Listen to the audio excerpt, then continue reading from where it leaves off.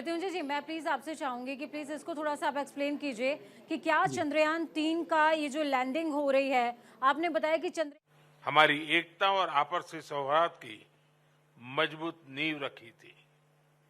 Excellencies, पिछले लगभग 2 दशकों में ब्रिक्स ने एक बहुत ही लंबी और शानदार यात्रा तय की है। इस यात्रा में हमने अनेक उपलब्धियां हासिल की है।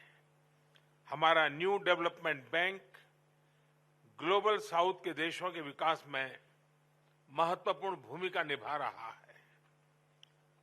कंटीजेंसी रिजर्व अरेंजमेंट्स के माध्यम से हमने फाइनेंशियल सेफ्टी नेट का निर्माण किया है।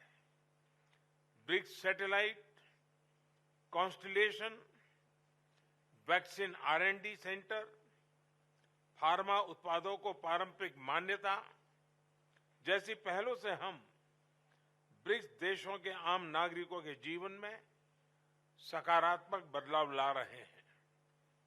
Youth summit, BRICS games, think tank council जैसे इनिशिएटिव से हम सभी देशों के बीच पीपल टू पीपल टाइज मजबूत कर रहे हैं।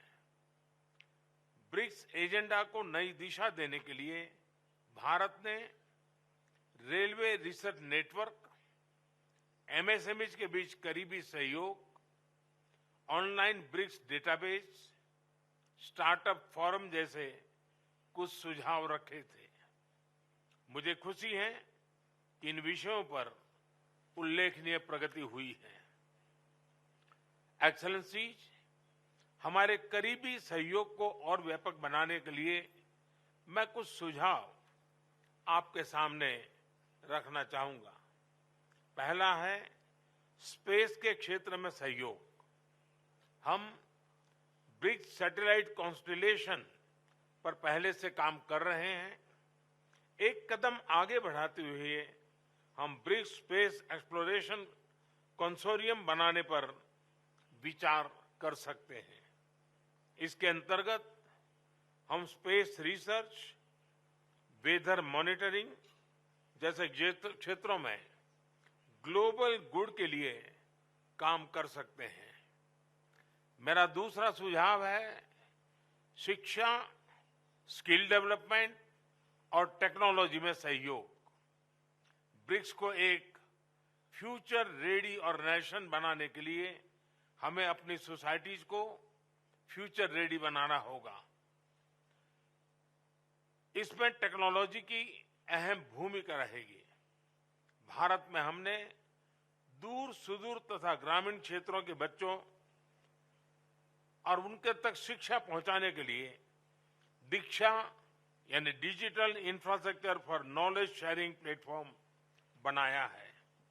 साथ ही स्कूल के विद्यार्थियों के बीच इनोवेशन को बढ़ावा देने के लिए हमने देश भर में 10,000 अटल टिंकरिंग लैब्स बनाए हैं।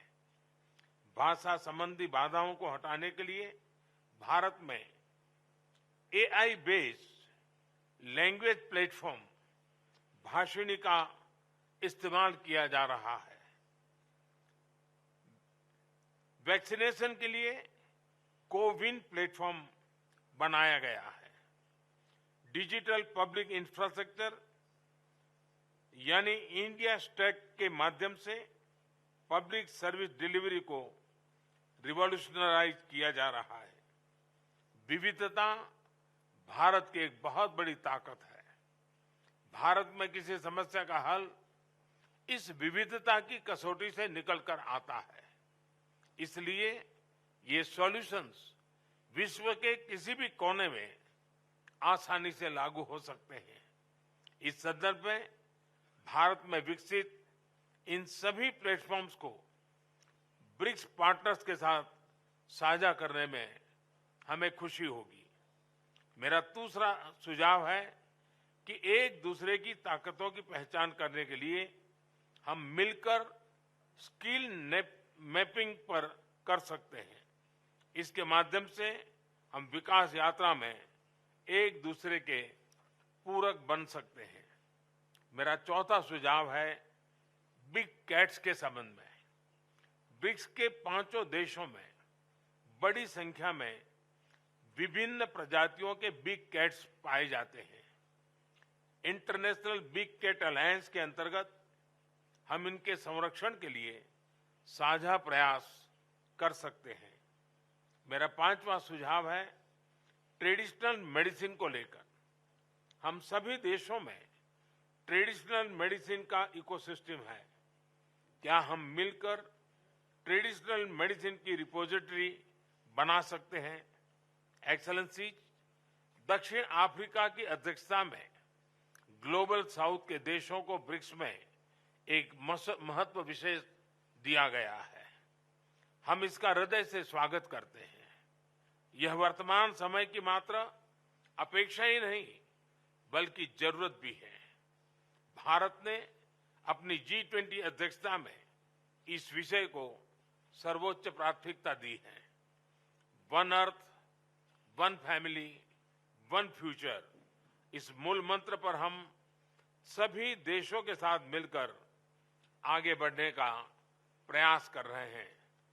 इस वर्ष जनवरी में आयोजित voice of global south summit में 125 देशों ने भाग लिया और अपनी चिंताओं और प्राथमिकताओं को साझा किया। हमने आप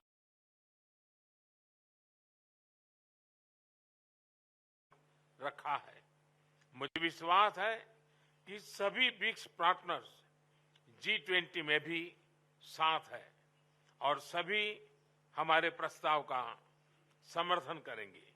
इन सभी प्रयासों को ब्रिक्स में भी विशेष स्थान दिए जाने से ग्लोबल साउथ के देशों को उनका आत्मबल और बढ़ेगा।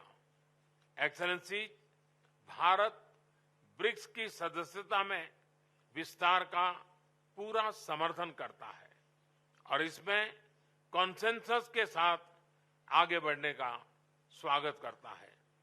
2016 में भारत की अध्यक्षता के दौरान हमने ब्रिक्स को building responsive, inclusive and collective solution से परिभाषित किया था। 7 साल बाद हम कह सकते हैं कि BRICS will be breaking barriers, revitalizing economies, inspiring innovation, creating opportunities and shaping the future. हम सभी ब्रिक्स पार्टनर के साथ मिलकर इस नई परिभाषा को सार्थक करने में सक्रिय योगदान देते रहेंगे। बहुत बहुत धन्यवाद।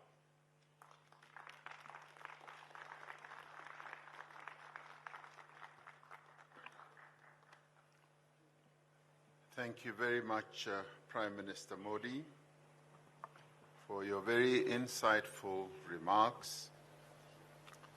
Would like to particularly thank you, South Africa, for reminding us of